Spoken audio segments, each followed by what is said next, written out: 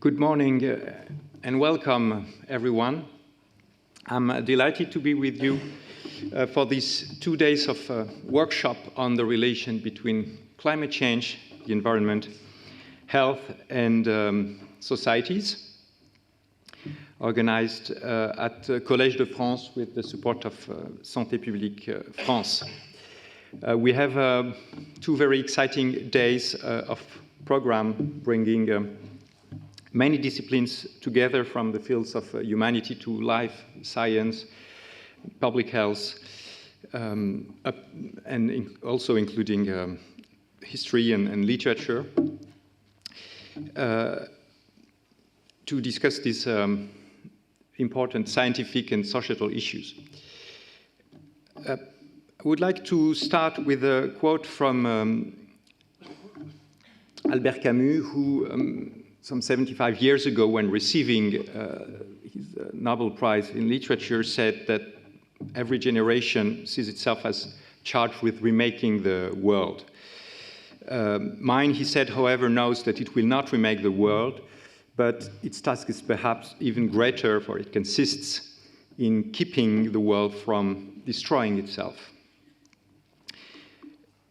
At this period, the issue was the Cold War, and the way out, assuming we are out of this period, implied, among others, to destroy walls and tear down curtains. Now, while this Cold War may still be a concern, the issue of our generation also relates to a heat war, with the building of walls to protect cities from rising sea levels and drawing the curtains during the day to limit heat at home as provisory solutions. Since these solutions will not suffice, certainly, we may also have, contrarily to Camus' generation, to remake part of the world. At least did most states, in a way, commit to this remaking of the world by signing the Paris Agreement and the related laws that will have deep implications on the way we eat, move, produce energy and goods, and live. This heat war, as we all know, is due to emissions of carbon dioxide and other greenhouse gas effects by human activities. And these greenhouse gas emissions are themselves due to the increased amount of energy used since the beginning of the Industrial Revolution and the reliance on various sources of energy, in particular fossil fuels. This has led to increases in the concentration of greenhouse gases, a 50% increase compared to the pre-industrial level for CO2, and also very strong increases for other key greenhouse gases such as methane or N2O. These emissions of greenhouse gases have impacts on our climate. They also have impacts on the environment and living environment, on health and societies. Starting with the level 1 impacts on the physical environment, as we know, they relate, of course, to the concentration of greenhouse gases, to the warming of the troposphere, to changes in the amount of precipitation, to an increased frequency of extreme weather events, to, of course, an increase in the temperature on the land, to strong impacts on the cryosphere, such as loss of the Arctic and Antarctic sea ice, reduction in the spring snow cover in the northern hemisphere, the retreat of glaciers, and also impacts on our oceans that are becoming more acid, that are becoming warmer, and whose levels are rising. These impacts on the physics and chemistry of our planet led to consequences on life, both land and water species, and on human societies. Here is an attempt to summarize some of the knowledge and hypotheses related to the pathways whereby climate change and greenhouse gas emissions may impact our societies and human health. including through changes in temperature, including through increased frequency of wildfires, emissions of particulate matter pollution, possibly through issues related to mass migration, through changes in the distribution of vector-borne diseases. Many of these issues will be presented, discussed, debated in this symposium. Societies have reacted to these impacts, and the first type of reaction corresponds to adaptation, while there are also attempts to solve the issue by tackling it at the root, at its origin, through decarbonization of our societies. Starting with the issue of adaptation, a typical example is air conditioning, which allows us to be sitting here in this rather comfortable room while the temperature today is planned to reach and go beyond 30 degrees Celsius.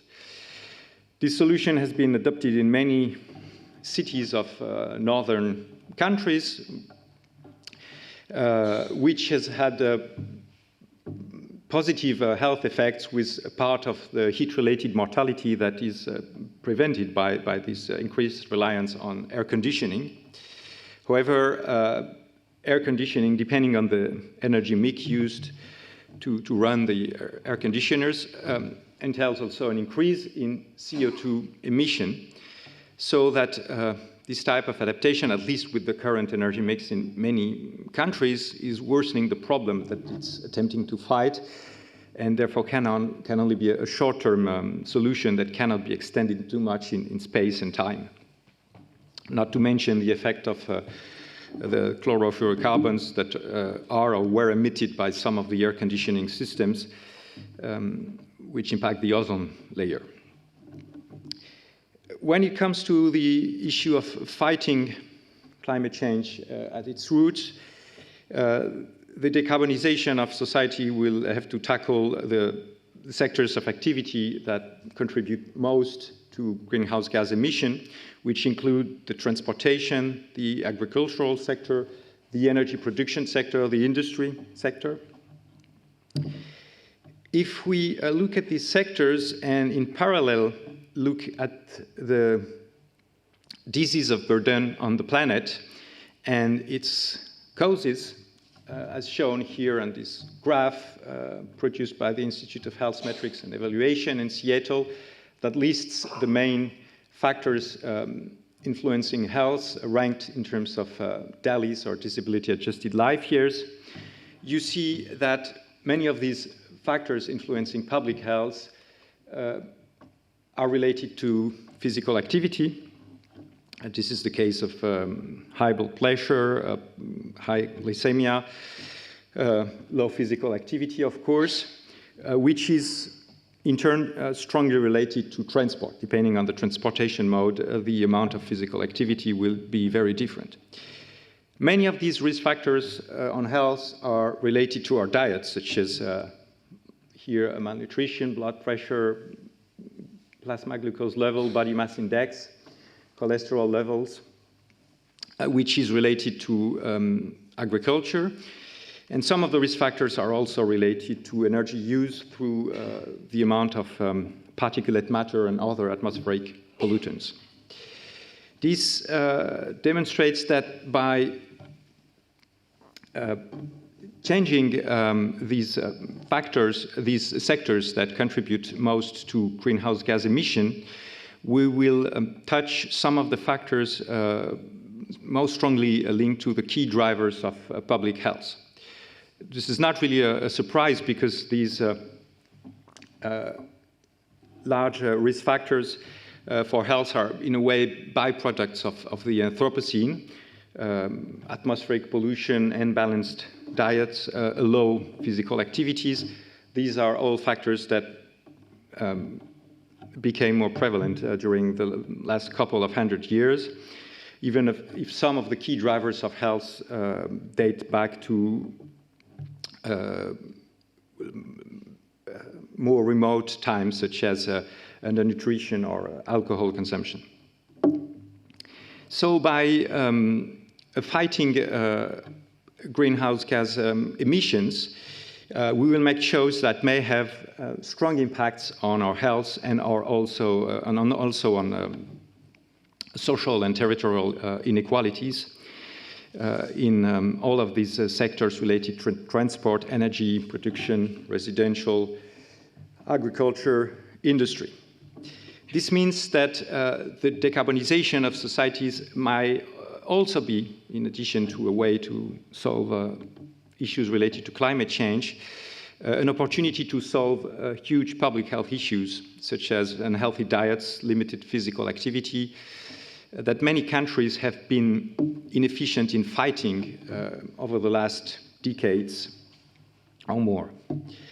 For this reason, the decarbonization of our societies, in addition of allowing to, in the long term, to restore our environment, may also be a unique opportunity to improve public health and possibly limit health inequalities, sometimes on a much shorter term, which may be another motivation for our societies to adopt these changes, before we reap the benefits of this action in terms of climate stabilization.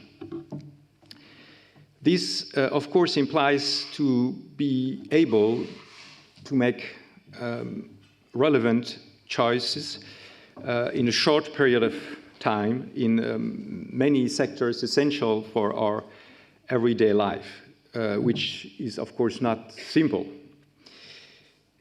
As we know, as historians have taught us, such choices have been done sometimes very quickly in the past.